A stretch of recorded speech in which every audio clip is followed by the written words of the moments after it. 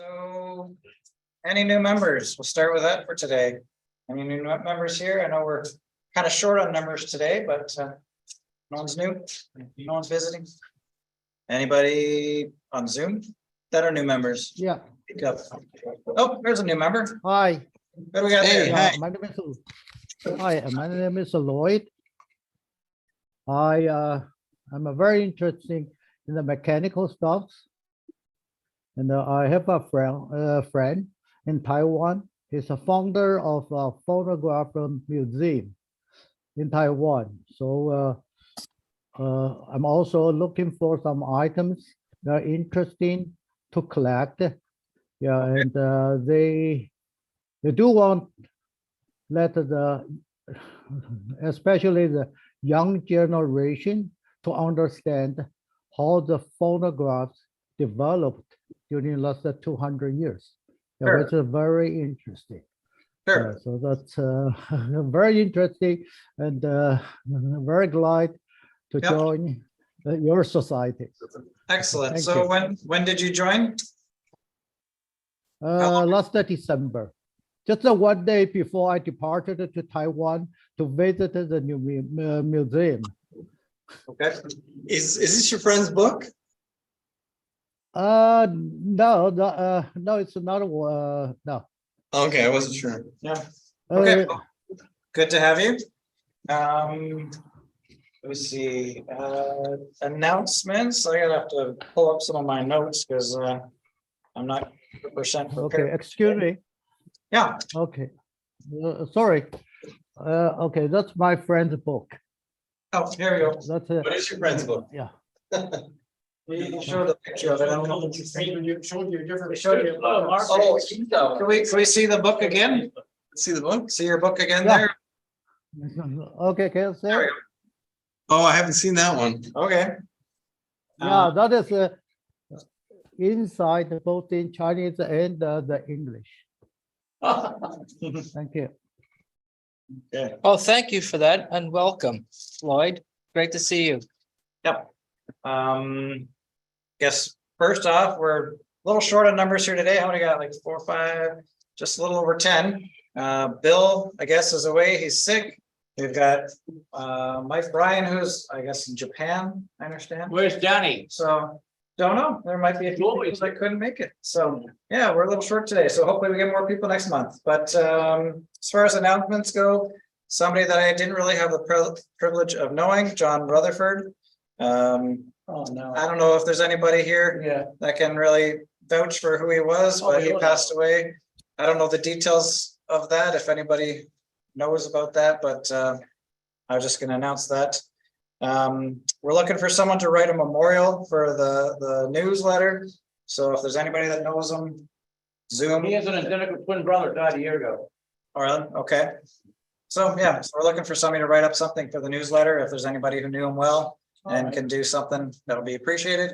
Unfortunately, I said my dad probably would have known him quite well, but unfortunately, I didn't have the privilege of knowing him. So And I'm sure a lot of our members would like to contribute to that article as well. yeah, well, yeah, Maybe if people would like to write in with just maybe a paragraph or something, a special memory, because many of us do have great memories of John. yeah, I'm sure Yeah, anything. John was, I believe, the club's one of very few lifetime members. Mhm. So he goes quite far back. He used to be president. He was the editor of the newsletter. Okay. He's done quite a lot with the club. He made numerous presentations. Very Which were entertaining. all really, yeah, he was a great presenter. Yeah. Sounds like a great addition to the newsletter from what was just said. Mhm. Yeah, we need someone who can sort of sum it all up. Yeah, definitely. Or like I said, even if there's little tidbits, if certain people want to just say a little blurb about what they knew of them, I'm sure we probably have lots of space to fill, don't we? So, yeah. Is that Send gonna it be at the next meeting or how do we get the information? You can email it to Caps. Yeah, it won't be printed for like 3 months All right. because this edition's done. It'll be the next one. Oh, so we bring it. So we have some time. Okay. What do we have coming up today for presentations? We got, is it the Columbia? Yes, David Hanser, our member in Florida. Hi, David. Hello. Yeah, David and I have been sending emails back and forth about this. And what we thought was that the Columbia machines are sometimes forgotten, even though they're one of the big three machine makers. People will talk about Victor's and Edison's, but for some reason, Columbia's are very elusive, aren't they? Sorry, David, they're kind of difficult. It's okay. They're kind of difficult to identify. So David's going to give a great presentation today about how to traverse that minefield, I think. Including one of our own members has submitted his own mystery machine, which he will help to identify. Okay. Well, I'm going to try. Yeah, you and many others. So anything else? I don't think so at the moment.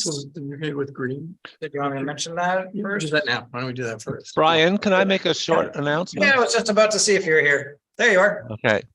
Go ahead. Hi, this is Mike DeCecco. I just wanted to say hi to everybody there. A lot of you don't know, but I had to have hip surgery in January, and it's taken longer than it's supposed to because there were some complications. So I'm still not able to walk around unassisted, still using a cane and a walker. So that's why I haven't been able to attend these meetings in person. But it is nice to see it from the Zoom side too, and to have this option of still being able to join a CAPS meeting. So I'm sorry to miss everybody in person there, but again, it's wonderful to be here today.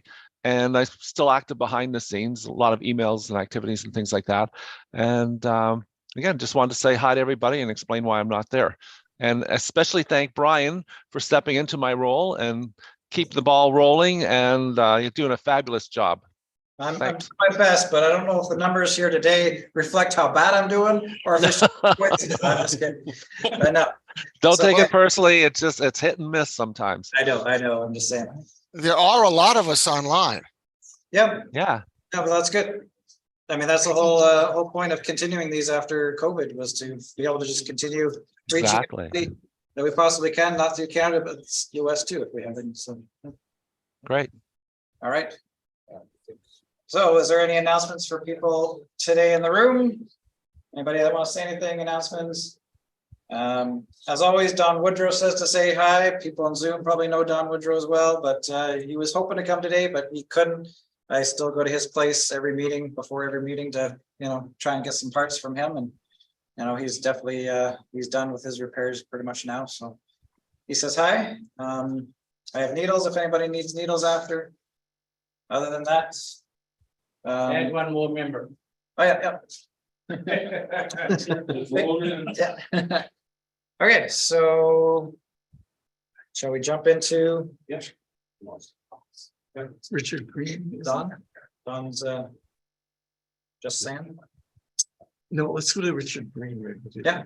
Okay, so Richard there. Richard, are you here? You bet. I'm here. All right, Okay. go ahead. So I haven't talked to CAPS for a long, long time, but I used to come down once or twice to talk about the collection at the National Library of Canada and the virtual gramophone website.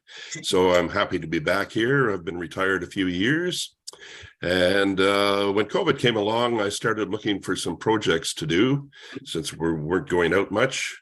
I started 3 or 4, and I've kind of settled on one, and that's to do a discography of Canadian Bluebird records that were issued from the 1930s into the 1950s.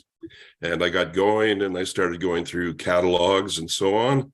And not many people do the Bluebird things or do the records in the 1930s because the music isn't really very interesting. The technology is kind of stable. The society was, needless to say, a little depressed, but it's kind of interesting to see what happens with the Bluebirds. And I went through a lot of catalogs, and I was sort of thinking, well, if the record is released in one catalog and not in the next, then maybe that sort of establishes its date. And I was just about to conclude that I'd have to write up what I had, and nothing more was to be found, when I found somebody in southern Manitoba, in the middle of nowhere, Vida, Manitoba, who had a collection of Bluebird new release sheets from 1933 to 1943, over 100, monthly, English and French records. I knew the names of the records, but I didn't know what dates they were all released. And there's no other collection of these that I found anywhere. And she got them from her great uncle who died 20 years ago. And she works with paper ephemera. And she had them sitting around for 20 years and did nothing with them. And then she put them up on eBay and I just happened to see them. So it's a complete run of all these catalogs going through, just little pamphlets. So it's just amazing. They're all in perfect shape. They have the notes from the dealer in Winnipeg, who probably worked for the Winnipeg Piano Company. He says he received the list on May 22nd, and he ordered the records, and they arrived on June 16th at 2:52 p.m. 1940. Wow. It's quite a find. Oh, by the It way, is- may I say, Richard, as Sean Connery said in his last Bond movie, never say never again. Well, I always believed that, but I never thought it would happen to me. So, there's an incredible pile of information. There's little descriptors for the artists, like, let's see if I got one here. War Songs by Red Newman, as sung in Chin Up, now playing across Canada. Never saw that myself. Or there's Tex Evans, the yodeling Albertan, singing and yodeling with guitar. And of course, there's Wilf Carter, also known as Montana Slim, singing and yodeling with guitars. So it's a fascinating collection of stuff. She also had some Victor catalogs, which by the time the Depression came along were reduced to a couple of pages, as opposed to ones from before the war, which were basically works of art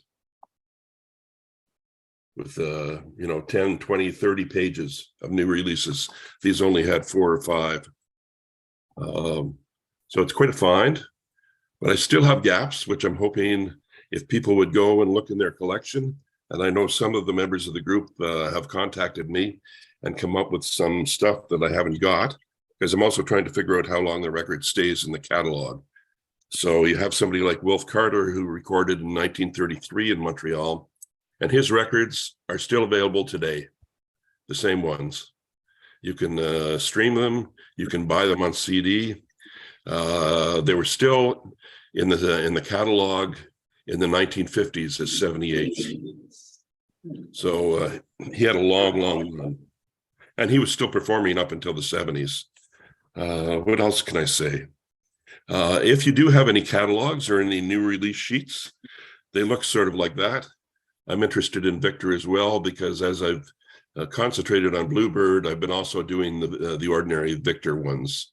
And again, it's Canadian records. By Canadian, I mean recorded in Canada on Canadian number series. I'm not really interested in the American ones that were released. And there were dozens of American ones that were released, as you can see there. And along the way, I found some interesting little tidbits. I found a gramophone that's not on your list, on your website, Duprex, put out by Dupuis Frere, which was a department store in Quebec. Okay. So that was in 1932. So I have the ad, and I'll send it to Bill Pratt, and he can post it to see if anybody has ever heard of it. I do have a contact who has works with the archives of that company, so they might have some information too. I found a nice little ad for a band leader named Artie, and I'll spell the last name, Tchaw, also known as Artie Shaw. So, and one of the things that makes the Bluebirds hard to find, because I've looked in newspaper ads and department store catalog ads as well, is that they thought of it as no name products, 3 for $1. So I have the on one newspaper, I found an ad that on one side of the page has an ad for full price Victor records at 65 cents, and then the discount label at 3 for $1. And it's the same artists, not the same titles, but the same artists using pseudonyms. So there's a little deceptive advertising in there.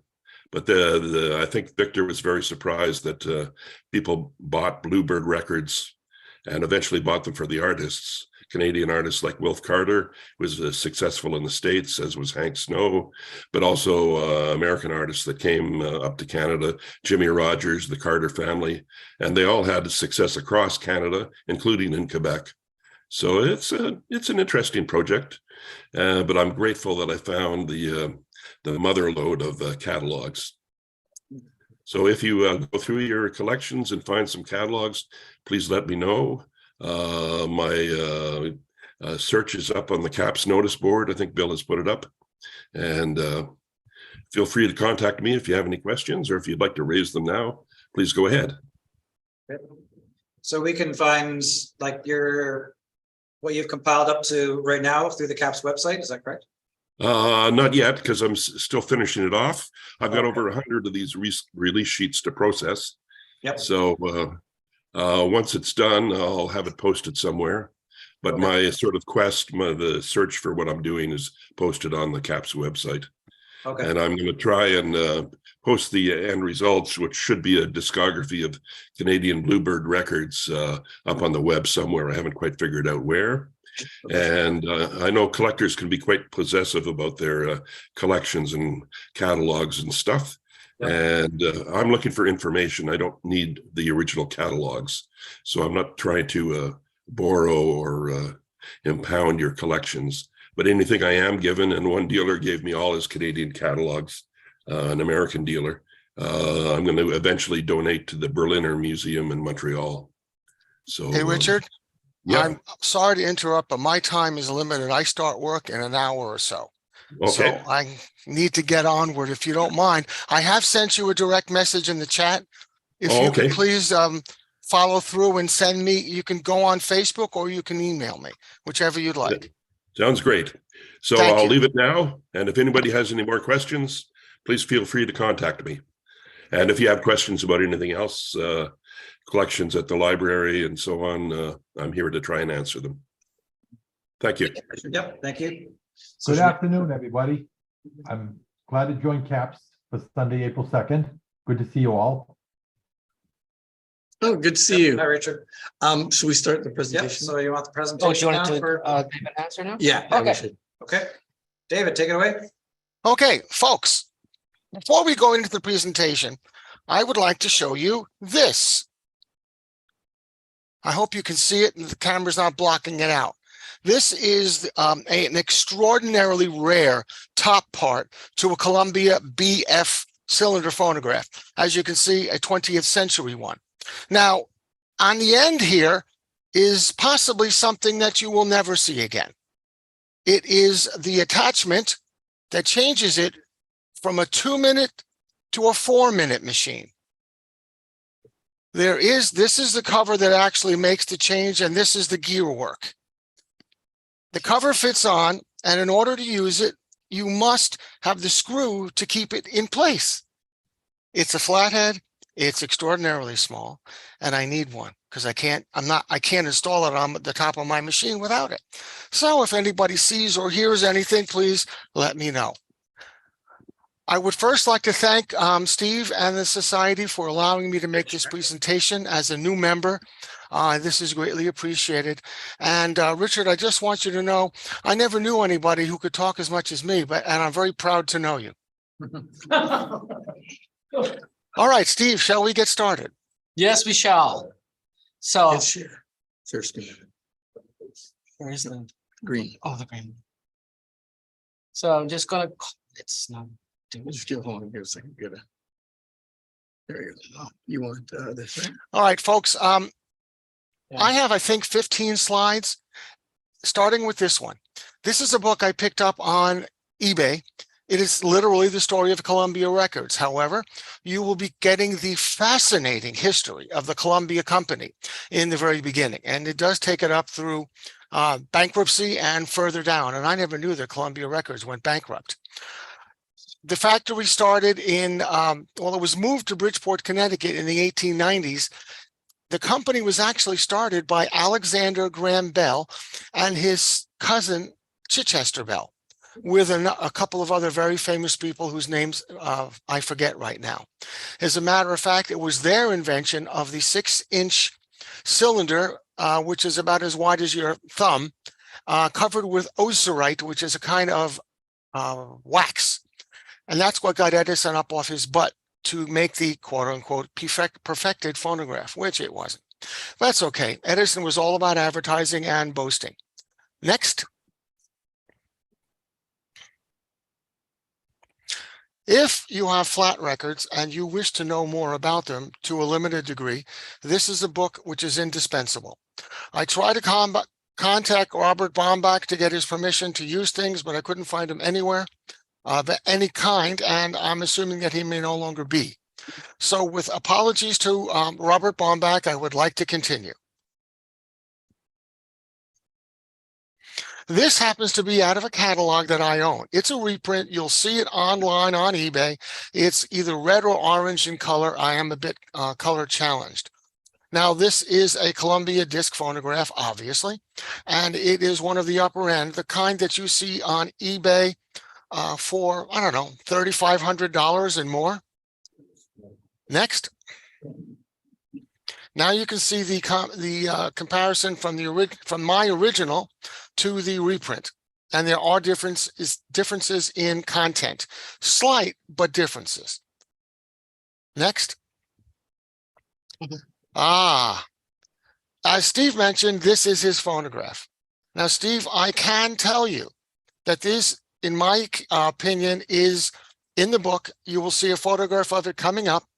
As far as the fluted horn is concerned, Columbia did make these, contrary to what other snobs would say, and they're pressed metal, literally. The decal in front, I believe, doesn't belong there.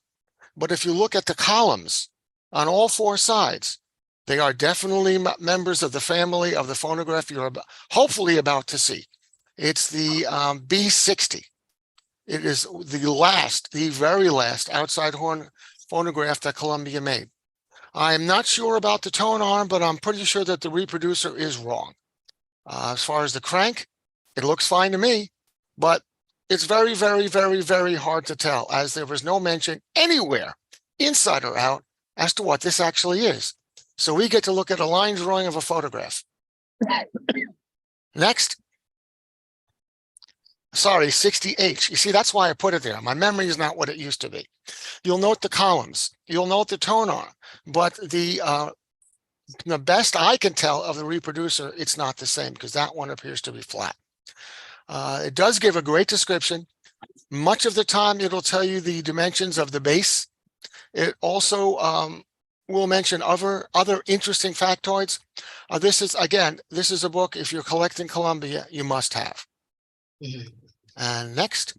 Well, before we move on from this picture, yes, it also mentions that even though that this is an outside horn machine, it's identified as a Graffanola, which is Columbia's version of Victrola. So, and this is a name normally associated with inside horn machines. I agree. But their later machines, they actually still called Graffanola. Well, anything is possible. You will note that this one does not show any label. So anything is possible, aside the fact that I love the Graffanola label. And I also like the other labels. Now, this is mine. I got this on eBay. The folks in the Antique Phonograph Society dubbed this a Frankenphone. And as it turns out, they were right. After exhaustive research over months of time, using the diagram and terrible pictures in the book, I was able to determine that the columns and the pattern of the engraving of the wood on the base, as well as the top of the turntable, are for the AJ third type. Yes, there were 3 different types. As Edison just incorporated changes into his phonographs, he also had many, many models, but each one of them were substantially different. Columbia made all their models different, but didn't bother to tell us what they were. As you'll note, the horn, which you'll see shortly, I hope, it was Japan black, and it does have a brass horn, elbow. The reproducer is soldered onto that wooden arm, the traveling arm. So that's wrong, and the support base is also wrong. They come from different Columbia phonographs. Initially, I thought the wooden traveling arm belonged to a Victor, but I never saw a Victor with that kind of hardware, the screws, the metal plating, etc. And the bottom has the slot with no holes in it for screws. And as far as I can tell, Victor never had one without screws. And by the way, just so I should mention, that is an Edison Diamond Disc C19, which I finally got the correct grill for. Next, you see the traveling arm and the base. It fits it perfectly into that socket that was put on the machine. Next, and there is a nightmare for any of us in phonographs who are trying for something close to original.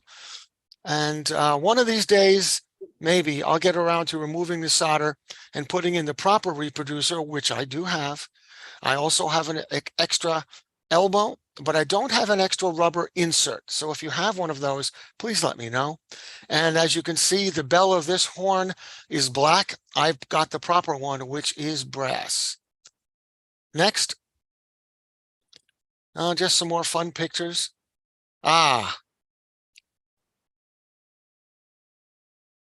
Okay, this is another disc graphophone. As you can see, there are major differences. They tend to be, you always want to look at the base and the support structure. You'll note that the top one has what appears to be a wooden traveling arm. And I think I see the word Columbia in it, and that was used. They actually burned it in with some kind of iron. Again, the base is different from the other two. And the bases are very important when examining Columbia phonographs. You have to be careful and examine everything, comparing it with your machine. I recommend that you have your machine on a pedestal in front of you, so while looking at the book, you can look at this or stand right in front of it. Next. That's my new horn and the support and traveling arm. I was able to get it almost all for a song. That is the same elbow that you saw earlier, as I don't have a proper insert. And the one that was sent to me, unfortunately, does not fit, as it does not leave enough wiggle room for the reproducer to get it in. Oh, and by the way, just to mention, I want to make a huge thank you to Mark at Crook and Frog Antiques. He has provided me with numerous parts over the years, and I value his opinion highly. I'm still looking for a crank, though. Next, please. That's another view. I wish the decal was better, but I will not overlay a recently made one, as I want to leave it in the condition that I received it in.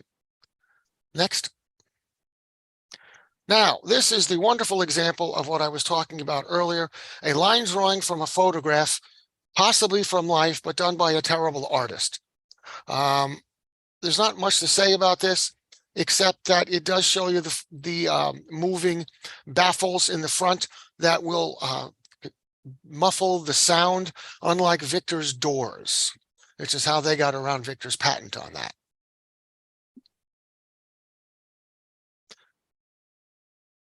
Next. Now, I do want to mention that with Columbia cylinder machines, you will have to hope and pray that yours comes with a cover, and that inside the cover is a sticker where on the lower left-hand side, it will tell you what the model is. Otherwise, you'll have to get Cylinder Companion 1 by Howard Hazelcorn, which gives much better images of what the phonographs are, but nothing broken down, nothing showing side by side. I actually saw this one online on eBay, and I picked it up without the with the tone arm, with everything except there are parts that are severely damaged that are going to have to be replaced, and it's golden oak.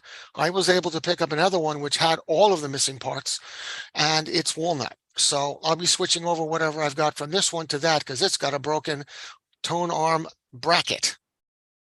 And you'll note on this, it gives you the width and the depth, so that you can do measurements to find out what's what. And if it's not listed or not shown, ask. I have always found that when antiquing and going out, take a ruler with you or a tape measure. It's going to mean the difference between knowing and guessing. Next. Here's an example of the fluted horn. This is an original Columbia horn. It came with this phonograph. Now here's the keys to identifying Columbias. If you look at the corners, they'll either be plain, they'll be round, they'll have an end piece like this, when this one happens to be smooth, and Steve's happens to be fluted. There's only one phonograph in the entire Columbia line that's fluted, like his is. And that's the one that he's got. And I do believe that the wooden horn you have, Steve, is also accurate because they were sold with wooden horns, as well as these fluted horns. I'm not sure which one was original.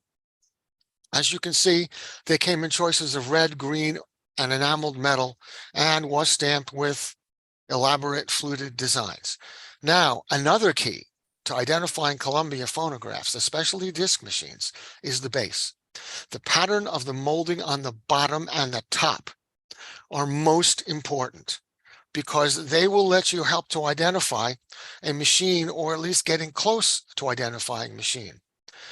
To give you an idea, there is a phonograph on eBay right now that claims to be a Victor 4.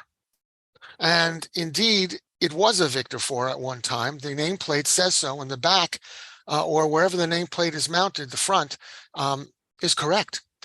But the rest of the phonograph, somebody with very good carpentry skills was not able to understand how you duplicate everything going around, and it looks very weird, and the decal on it looks like it was handmade because it ain't the Victor decal. So let's see what's next. That's it. That's it. Okay. That's it. So as you can tell from the sound of my voice, the frustration with Columbia is dramatic.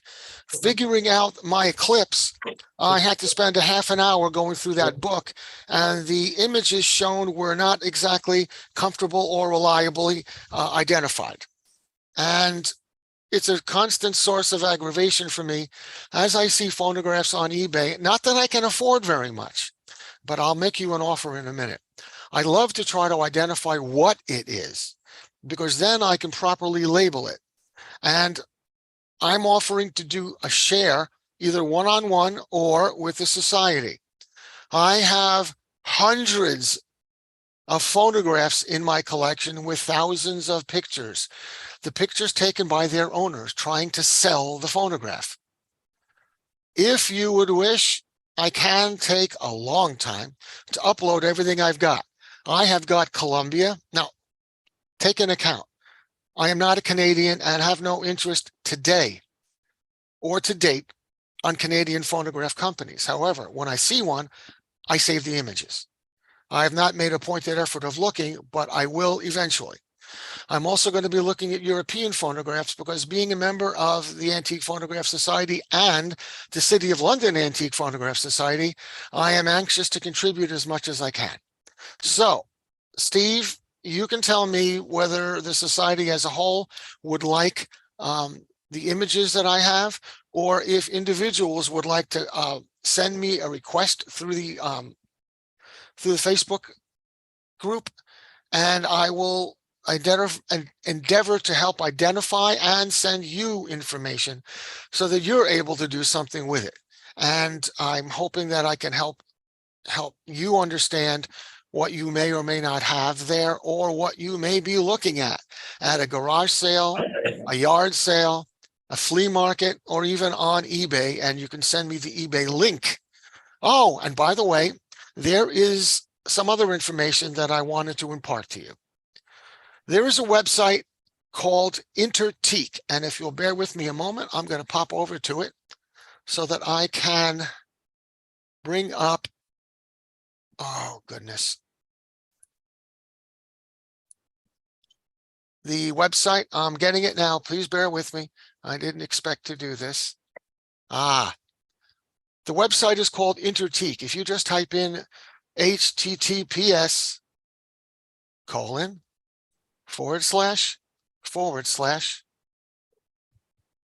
www.intertique.com TIQUE.com.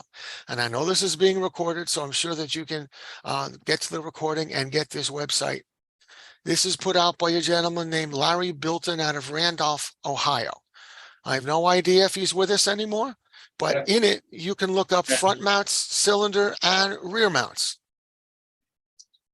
Okay, so we have that up on the screen now. Oh, wonderful. I'm glad you got it. Wasn't sure. I just got to find Zoom again. Too many pages open. They're good for sale. Yeah. We can see what. I wouldn't look at for sale. The prices are always online. I'm finding prices are absolutely ridiculous. We are much better trading amongst each other. And outside horn phonographs in any kind of decent condition, look at that price. $900 for a Victor E. Now, I guess that's not a bad price, but I've seen better prices on both of our websites, American and Canadian. It's better when we work with each other. And I don't even know how accurate that is. I would have to compare it to my Victor books. But it does look accurate for the time period. It's got the screw down for this record, and it's got the traveling arm. That's how I thought there was a wooden traveling arm for Columbia, but there isn't. Beware of Frankenphones. I believe that the Frankenphone appellation comes from a phonograph made of many parts from different phonographs and made to fit one way or another. And while if you could be confident of finding the parts, just be patient. It could take decades or more, to be quite honest with you.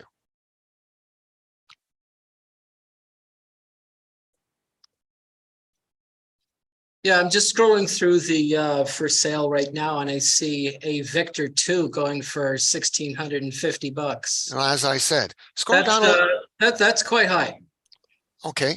for a 2. Well, you know, I'm seeing my Victor the Third, which I don't know if that's it or not, but I don't think so. My Victor the Third is being listed anywhere from 13 to 23.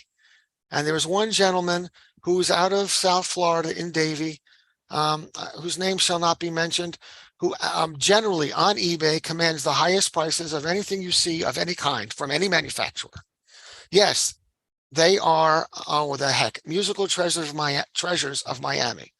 He has a very good reputation for sending out quality products. There's no one that packs as well as them, but still, Right there. Oh, so too much. I wonder how much it's, does it list how much it's sold for? No, it doesn't list it. I actually have a fireside that I've put together took me a long time. It does have the holes in the back for a signet horn, but I've chosen to not use a signet horn because I have two. I have the 10 panel for my home and an oak signet Music Master for my Triumph, which when I move will go on to those two machines. There's no point in taking it out now because I anticipate moving sometime in August or September further north to Orlando. All right, so now the scary question is, does anyone have questions they would like to ask? And if there's not, I'm not insulted.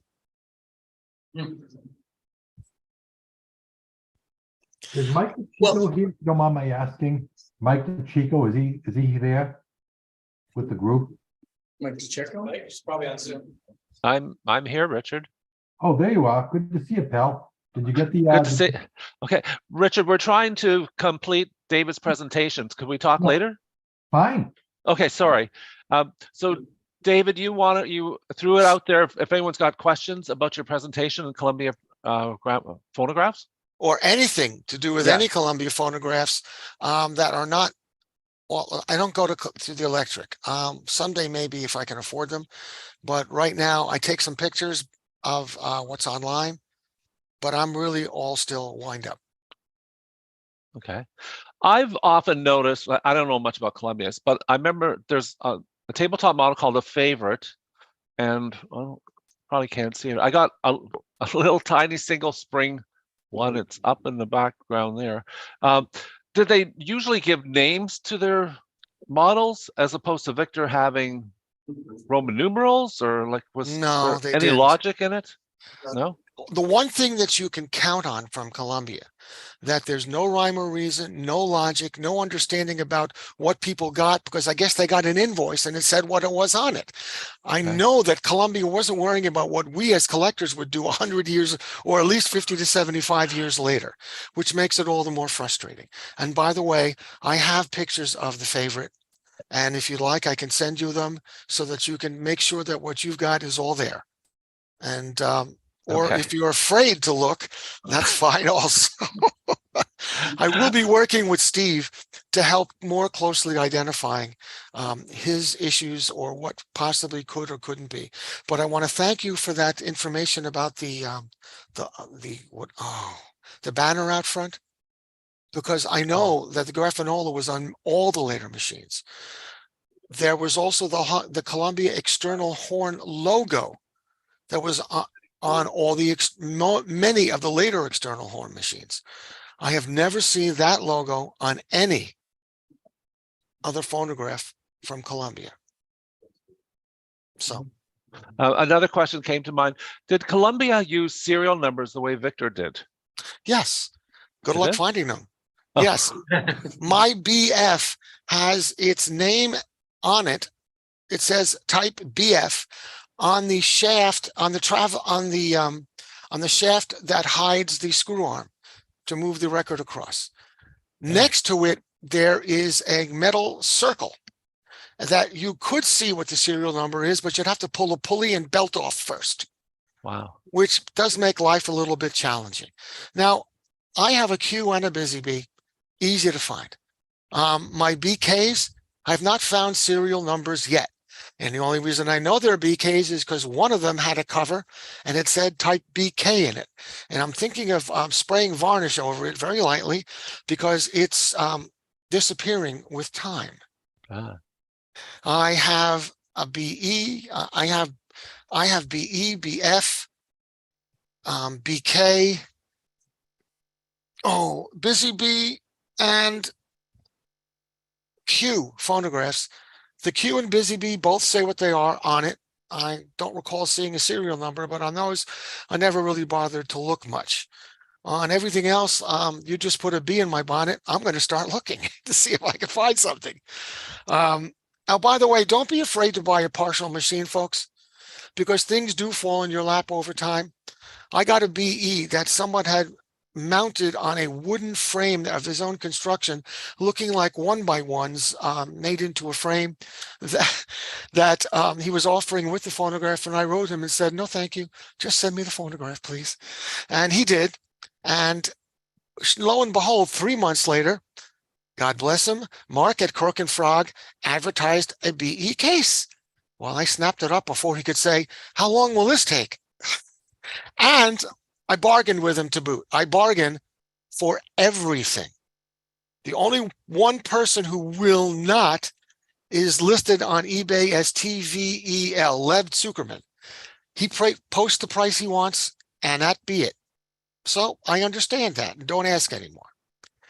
It's just like members of the societies and the different phonograph groups on eBay, on Facebook, sorry, brains, have requested, because when I find someone that is not a member of one of our societies or groups, I invite them. And I've been asked by more than one person to stop inviting them, as they already have too much. So if you ever see yourself invited, please do not hesitate to tell me to stop. I take no offense. All I'm trying to do is spread the word and the information, because you know what? I started in '88. The gentleman who got me into this hobby, my ex and I into the hobby, is Rick Wilkins out of Duncanville, Texas. I don't know if any of you know him, but he's with the Musical Museum that has, I would say, one of the third or fourth largest collections of phonographs and automatic music of anywhere in the North American continent. And right now they're in a project of recording 40,000 records. I also have 2 sites that you can go to download or hear music that you can record on the web of 80% of any record ever made, cylinder or flat. DM me, I'll send you the sites, or I can just post them. Okay, I'm done. As I said, I do like to talk a lot. No, that's great. Actually, that's what we want. We want more people who can talk. So, well, more than welcome aboard. Thank you for that great presentation. But when you're talking about people asking questions and you want to post some information, I'd like you to write a synopsis of what you just said during your presentation, and post as many pictures as you want. So if you want to forward us an article which we can publish in our phonograph news, then you can supply all the links. Well, you know, curiously, that's what Steve asked me to do. Yeah, and your contact information as well. Yeah, Steve had asked me to do that, and I don't know how it turned around, but he asked me to do a presentation. I will do it. It's just going to take me a while because between my 8-hour job and everything else that's in my life, time is my most precious commodity because I have to leave room for sleep somewhere. Sure. Well, even if you can just send us all the link information, maybe between the two of us, we can put a little package together to publish in our phonograph news. How's that? That sounds great. I will.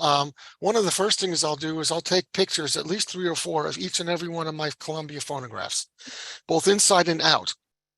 Great. And also suggest some of the things that you can do. For example, my AJ 3rd type outside horn machine, the motor is busted.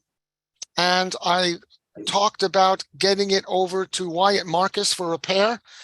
And as it turns out, the entire motor assembly has to go, including the motor bed plate has to be shipped. And as that thing is extraordinarily heavy, plus the cost of repairing the motor and his disassembly and reassembly, I've been holding off on it for a while. Yesterday, I found on eBay, yes, a little bit rusted out, was it yesterday? I think anyway, a very rusted out bed plate with all the motor parts and the motor itself. And I'm about to be purchasing it later today because I'm going to replace the whole bottom thing and then fix the other one at random. Meanwhile, it still looks good. And when I clean up the rusty fellow and grease it and oil it, I'll replace it and then get the motor fixed on that one. So should I find a shell? Well, I think you know the rest. Yeah. Oh, yeah. Yeah, we do. Anyway, again, thank you, David, for this. Think of another presentation for next season because it's been very enlightening so far. Thank you. My pleasure. Interesting. Very interesting. You want to introduce? And I think Don Colvin, are you ready to do your bit? Where is he? I'm here. Sure, I'm ready. So your topic, what is your topic again? It's why things were made, why attachments were made for phonographs, gramophones, and how odd some of them are. And you just sort of go, why would somebody think anyone would want that? I usually throw it out, but I have a particular favorite in this line, which is the record repeater. So looking at it and thinking about it, I think, okay, well, the record repeater on a 78 record really doesn't have that much of a purpose. Even if you have a dual spring, so you could play 2 records, it's not like an LP. You just heard that song 3 minutes ago. Do you really have to hear it again? Unless, of course, it's shorts that you would want to. But besides that, aren't you supposed to change the needle between each record? So do you really need a repeater and then you have to stop and replace the needle? Or maybe you just have heard it with a good needle and now it doesn't matter. And just the idea of you do have to go up and crank it. Are you really that tuckered out from cranking up your phonograph? You can't lift the reproducer now and need this?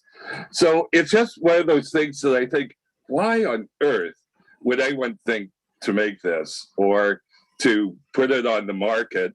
And there were a few different types. There's video coming up of my favorite of these. And it's one of those gramophone parts that just make me cringe, like people who are afraid of spiders cringe, because I'm not really fond of machines that bash and crash into themselves. And this is definitely of that line, where this is by no means a gentle attachment, bringing the reproducer from the end of the song back to the beginning. Having said all that, and having said, you know, why would anybody make it or want it?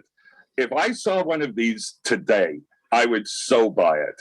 And I would also probably have bought it at the time, because once you get past why would you want it, it's such a cool little attachment. So there's going to be There's one on eBay right now. Oh yeah, okay, I'll check it out. Look at the expiring soon section. Okay, expire soon. Okay. Thanks, David. Okay, then after that, it's open to the floor to show us similar things, and not just mechanical items. Like, there's so many accoutrements that you just sort of wonder, really, did somebody actually go through the process of having this manufactured, which is a big deal, and marketing it and selling it? Anyways, if you have the video there, this is my personal favorite of these.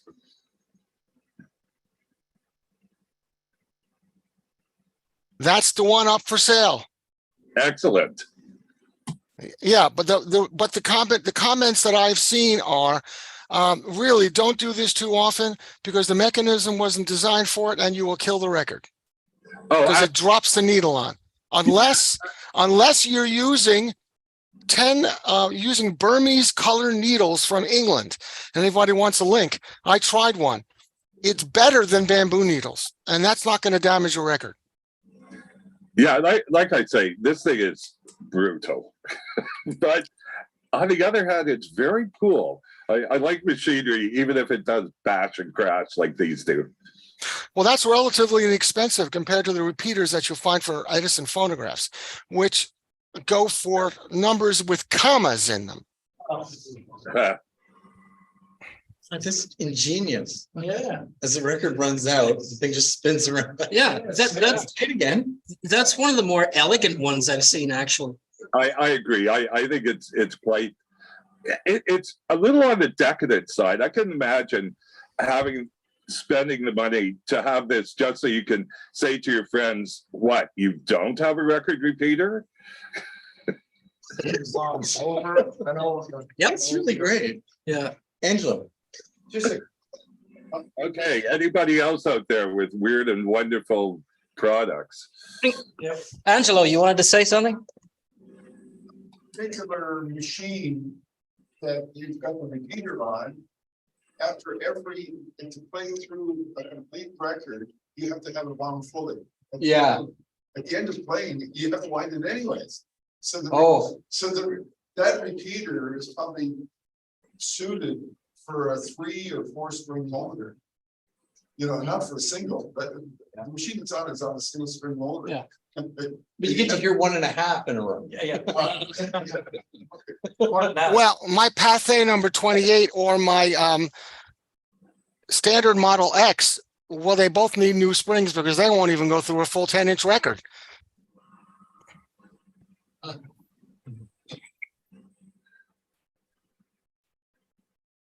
Hello. Yes. One of the stranger things that I have seen online is a thing which took a while to figure out what it was. It's an attachment that you replace the reproducer on the gramophone, and it's to lock the headphones from an early radio, either crystal or electronic radio, onto so that you can use your horn to amplify the sound from the radio, and you don't need to use the headphones. Oh, that's interesting. And very necessary if you think about it. I just looked for see if I could find a picture of that, but at the moment I can't. Yes, please. I don't think necessity really goes into this topic.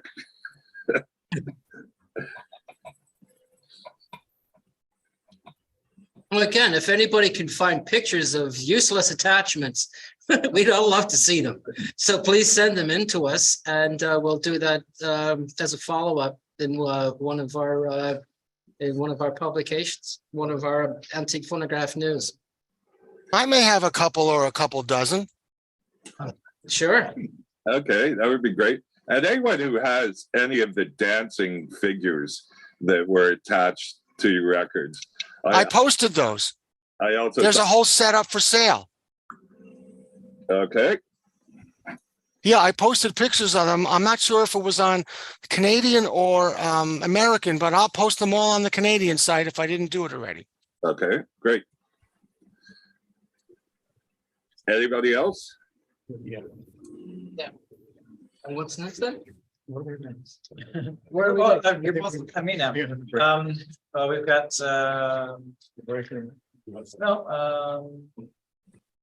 yeah, I think that, I need that thing. Okay, I don't know so if we- sorry, but Don, Yes. thanks again for this. That was a great topic, very amusing. And if you could write up just a little bit of an article for us, and maybe we can get some people to send in some pictures of useless attachments. Yeah. And that would be great. So thanks a lot. Looking forward to the next meeting. Yeah, thank you. Sorry about being late today, but I teach right up till 1 o'clock. So, and I was having trouble getting attached. Anyways, yeah, if anyone has pictures or ideas of these things or something that would be relevant, you can also send them to me with the Members Connection website, and I'll take a look and I can include it with the article. Great, thank you. Okay, no problem. Thanks. Thank you. And now we're going to move on to the I Need That Thing segment, where if anybody has a need for a phonograph part or a record, now's your time to speak up. So is anybody here looking for a phonograph part or a record? The floor is open, so let us know if you need anything. Because we got members all over the country watching right now. So if there's anything you need, just let us know and we'll like a free advertisement. I don't think so. Anybody on Zoom? Oh, I need so many different things. Sometimes it gets depressing. My problem is that I flit from project to project, and I only finish them when I see the light at the end of the tunnel. And sometimes it's been so long since I could find something that I sort of forget about it and then move on to the next thing. I have been able to completely restore my Q and my Busy Bee. I recently just had a miracle occur where the grill that I've been looking for my Columbia C19 suddenly showed up, and I bought it. And guess what? There's another one now. Doesn't that always happen? That little screw I mentioned is one. I could use an upper pulley for a Columbia BF because the one on my attachment is busted, and I would like to be able to, I don't want to have to swap it out with the one on the good upper because I'm going to sell that once I get this one on, because why would one want a 2-minute upper when you can have a 2/4? If I come up with anything, I'll post it. Awesome. That's great. So yeah, break time. Break time. So we're going to take what, a 20-minute break? Yeah. 20-minute break, and we're coming back with our auction.